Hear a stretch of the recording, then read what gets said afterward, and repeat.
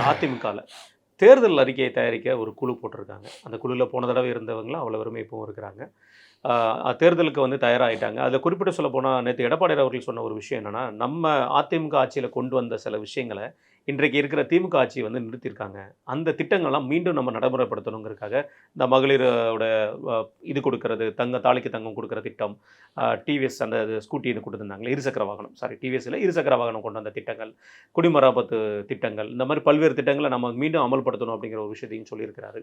இந்த தேர்தல் அறிக்கை அதிமுக மிகப்பெரிய ஒரு சவாலாக இருக்க போகுது. கூட்டணி ஒரு பக்கம் சவாலாக இருக்குது, இன்னொரு பக்கம் தேர்தல் அறிக்கை திமுக பொறுத்த வரைக்கும் எப்போவுமே தெரியும் தேர்தல் அறிக்கை பிரம்மாண்டமாக ரெடி பண்ணுவாங்கன்னு. இந்த தேர்தல் அறிக்கையை வந்து தயாரிக்கின்ற குழுக்கு நம்ம என்னென்ன எதிர்பார்க்கணும்? நீங்கள் தலைகீழ சொல்கிறீங்க. தேர்தல் அறிக்கை சவாலாக இருக்க போகிறது திமுகவுக்கு தான். அது சரிதான். நீங்கள் அங்கே போயிட்டு இப்போ செவிலியர்கள்ட்ட போக முடியுமா? இன்றைக்கி 311 தேர்தல் அறிக்கை 311 அமல்படுத்தலைன்ட்டு இன்றைக்கி இடைநிலை ஆசிரியர்கள் போராட்டம். சம வேலை சம ஊதியம்னு ஒரே வேலை செய்வாங்களாம். அவருக்கு 70,000 சம்பளமா, இவருக்கு 12,000 சம்பளமா.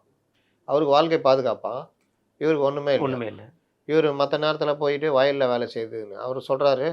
நான் ஒரு பையனுக்கு பாடம் கற்றுக் கொடுக்குறேன், ஒரு 4 நாள் கழிச்சு அவங்க அப்பா வயலில் போய் நான் வேலை செய்கிறேன், அவன் என்னை எப்படி ஆசிரியராக ஏற்றுக்குவான்? 40 வயசு ஆகிடுச்சி, வேறு தொழில் தெரியாது, இப்போவும் என்னை வந்து அந்தர்லேயே வச்சுருக்கீங்க.